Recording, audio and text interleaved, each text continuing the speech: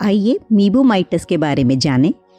हमारी आंख हर वक्त आंसुओं से गीली रहती है ताकि हमें साफ दिख सके, मगर ये आंसू सिर्फ पानी ही नहीं है।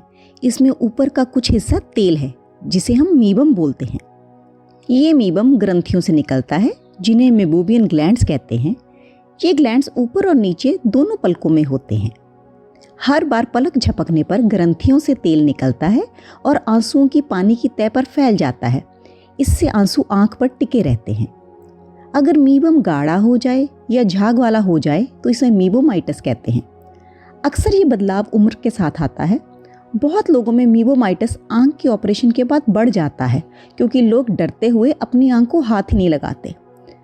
कुछ लोगों में जन्म से ही मीबम गाढ़ा होता है। मीबम की वजह से लोगों में तरह तरह की परेशानियां हो सकती हैं, जैसे कि आंखों में रड़क, लाली, जलन या पानी निकलना। बहुत बार मीबम से भरी गोलियां पलकों पर बन जाती हैं जिन्हें हम क्लेजियन कहते हैं।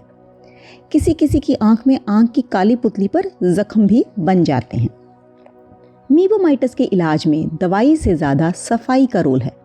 सफाई के लिए पहले ग्रंथियों को गर्म सेक दिया जाता है और फिर जोर लगाकर मीबम को बाहर निकालते हैं। सेक के लिए गर्म पानी में रुई या कपड़ा डाला जा सकता है। पानी बहुत ज़्यादा गर्म नहीं होना चाहिए। अगर हम गीले तौलिए को 30 सेकंड के लिए माइक्रोवेव करें तो उसे भी इस्तेमाल कर सकते हैं। ब्रूडर के नाम से सेक की थैलियाँ भी मिलती हैं। इन्हें भी माइक्रोवेव में 30 सेकंड के लिए रखना पड़ता है। किसी भी तरीके का इस्तेमाल किया जा सकता है। गर्म सेक करने से मीबम का गाढ़ापन कम हो जाता है।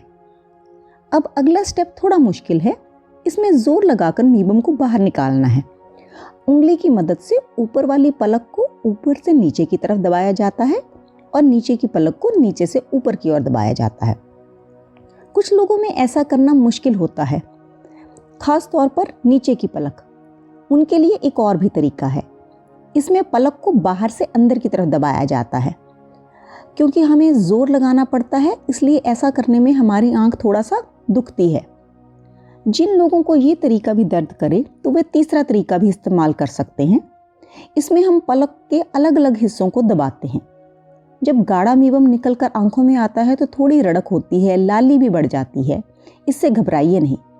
आपको जो भी तरीका ठीक लगे उसे कर सकते हैं। ये भी कर सकते हैं कि ऊपर की पलक के लिए अलग तरीका और नीचे की पलक के लिए अलग तरीका भी कर सकते हैं। जो लोग खुद ये नहीं कर सकते उन्हें घर के किसी आदमी की मदद लेनी पड़ती है।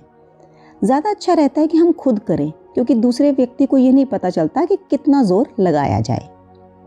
कुछ लोगों को सफाई के बाद पलकों पर दवाई लगाने के लिए भी कहा जाता है। 2 बातों का ध्यान जरूर रखें।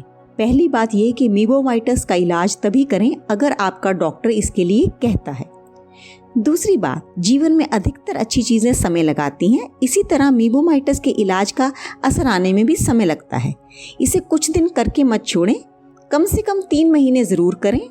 अगर फिर भी असर ना आए तो अपने डॉक्टर की सलाह लीजिए। शुक्रिया।